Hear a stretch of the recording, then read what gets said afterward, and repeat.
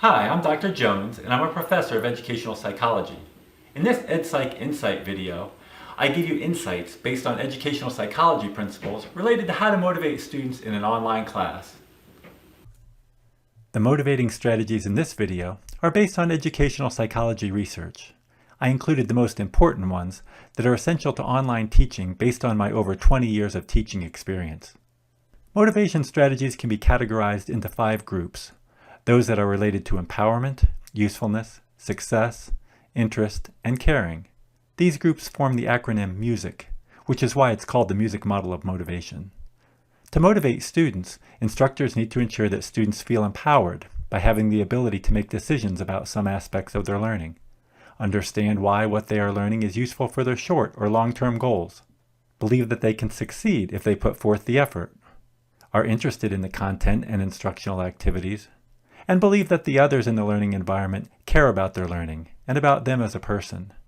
Now I'll give you some specific strategies for online teaching within each of these 5 categories.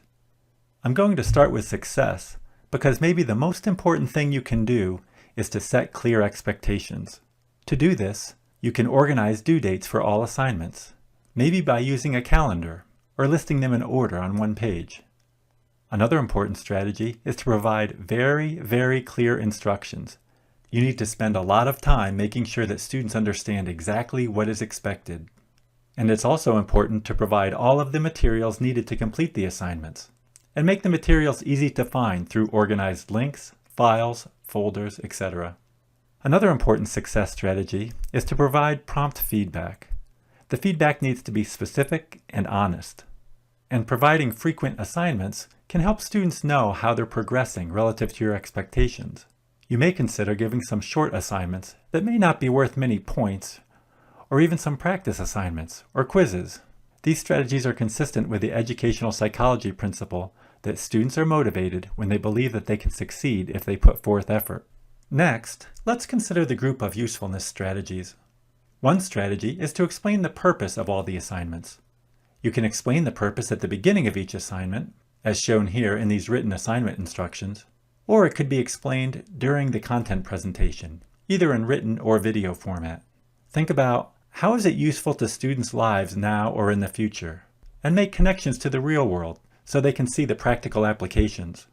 These strategies are consistent with the educational psychology principle that students are motivated when they understand why what they're learning is useful to their goals. Now let's look at the interest strategies. One strategy is to select interesting material and activities. This strategy might seem obvious, but it actually takes some effort to achieve. To do so, consider questions such as, does a text read like an encyclopedia? If so, are there other materials with similar content that are more visually or orally appealing? What's new and exciting about the material? And what are the controversies in the field or topic? Have you used those to effectively generate interest? Other strategies are useful to avoid boring the students. A common way to do this is to vary the types of assignments you give. For example, you may give some short open response assignments, some case studies, some quizzes, and some other types of assignments. All of these require students to demonstrate their knowledge in different types of ways, which can keep it interesting for them. Also, if you create your own videos, ensure that the pace of your videos isn't too slow, otherwise they won't hold students' attention. These strategies are consistent with the educational psychology principle that students are motivated when they're interested in the content and enjoy the experience. Now let's consider the caring strategies. One strategy is to provide frequent communication between the students, and between you and the students.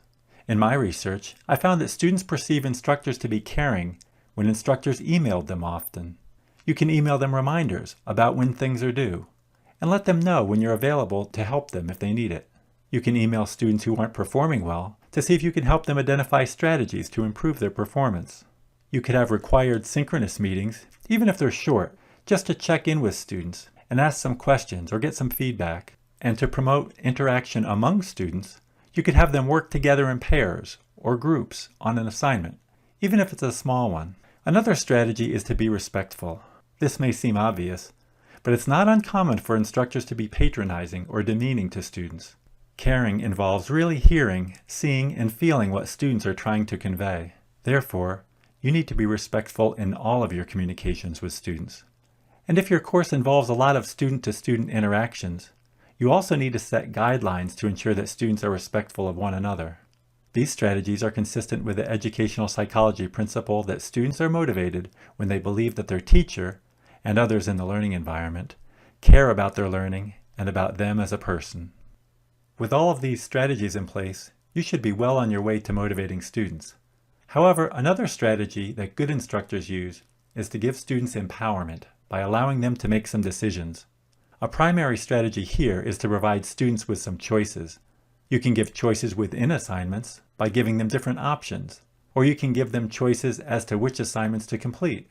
Some online instructors create a lot of assignments, with some required and others optional, but worth points that allow students to reach the grade they want to achieve.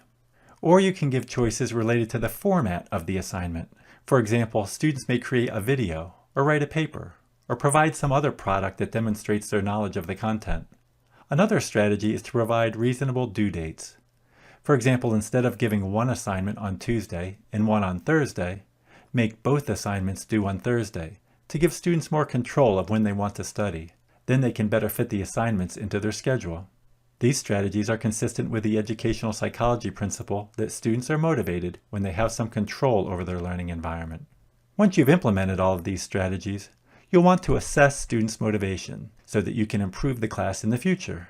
There are many ways to do this, but one way is to give a brief online survey. For example, the Music Model of Motivation Inventory is available for free at themusicmodel.com and produces scores on each of the music model components, as shown here. The strategies I presented in this video include some of the basics, but there are other things that you can do to motivate students, and I have over 100 different strategies explained in my book called Motivating Students by Design. If you want to learn more about teaching and learning in general, I've also co-authored a book called The Essentials of Educational Psychology. Or simply subscribe to my YouTube channel at Brett D. Jones, because I'm constantly creating new videos related to teaching and learning. Thanks for watching, and good luck in motivating your students.